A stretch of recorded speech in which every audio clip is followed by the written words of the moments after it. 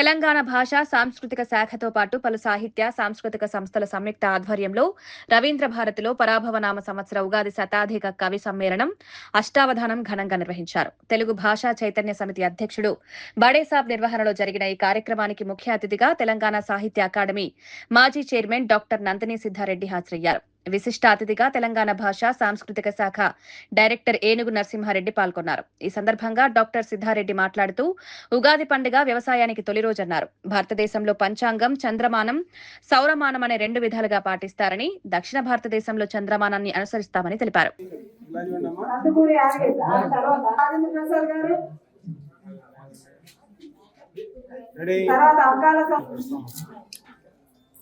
Jogu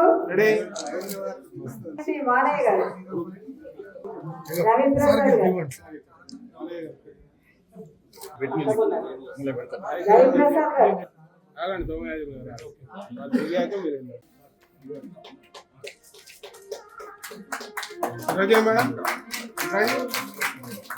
madam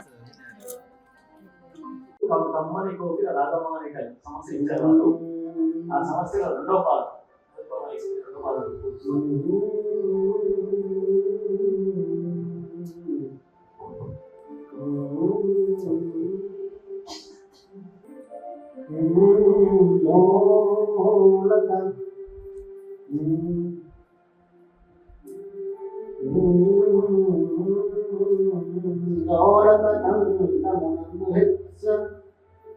నందు హెచ్చ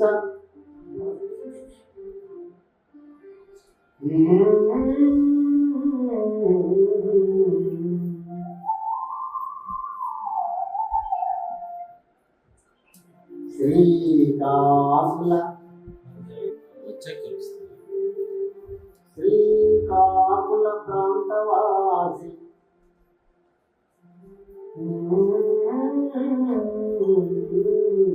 మన గౌరవ శ్రీ గురు అర్థమైంది కాబట్టి నేను కూడా అట్లే ఆలోచించాను.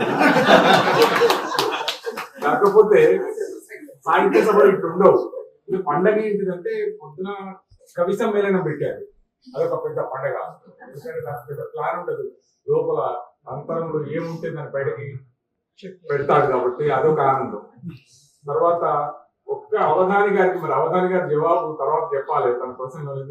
మా అందరికి ఫుల్ ఎంజాయ్మెంట్ ఉంటుంది అవధానం చూస్తుంటే. నేను అవధానాన్ని శ్రద్ధగా ఇవ్వాలని చూసిన, అవధానాన్ని చూస్తుంటే మనకు మహా ఆనందం ఉంటుంది. అవధానికి ఒక భయం ఉంటుంది,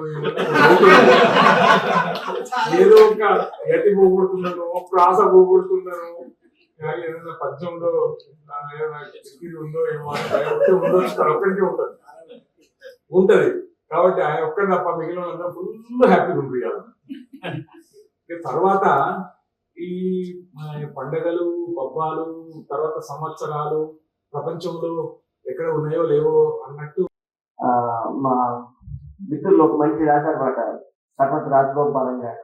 కార్యక్రమాలు చేయాలంటే ఇల్లు ఉన్నదని మర్చిపో, కార్యక్రమాలు చేయాలంటే ఇల్లు ఉన్నదని మర్చిపో, చందా వసూలు చేయాలంటే సిగ్గు ఉన్నదని మర్చిపో అంటారు. నేను మా బడేసార్ గురించి ఇది ఎక్కువగా అనుకుంటున్నాను. మిత్రులు ఎంత తాపత్రయపడతారు ఇది కార్యక్రమాలు చేయడానికి, అది వాళ్ళు చూస్తే లెక్క ఏడ్చగా కూడా ఉంటుందన్నమాట.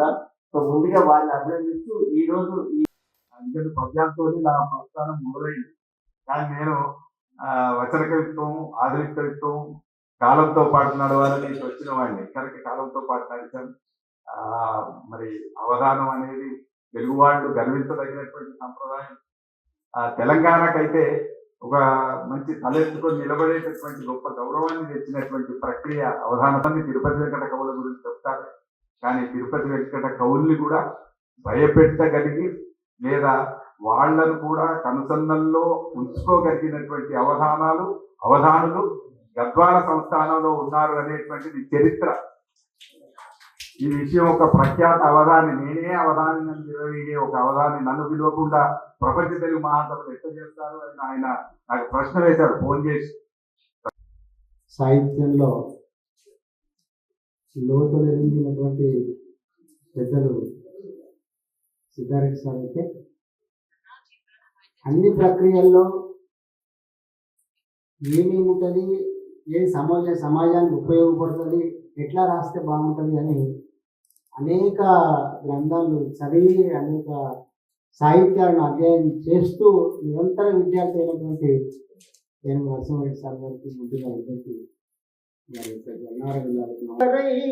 కమ్మని గొంతువాడు చెయ్యన లేచన చైత్రమాసపు కండ మమతలు కురిసిన మల్లెదండ ఒక మంచి మాటకే ఉడలెల్ల ఉప్పొంగి సర్వం అర్పించు సదయుడతడు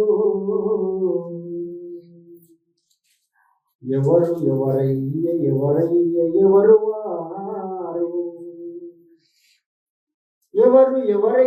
ఎవరు ఎవరు వారు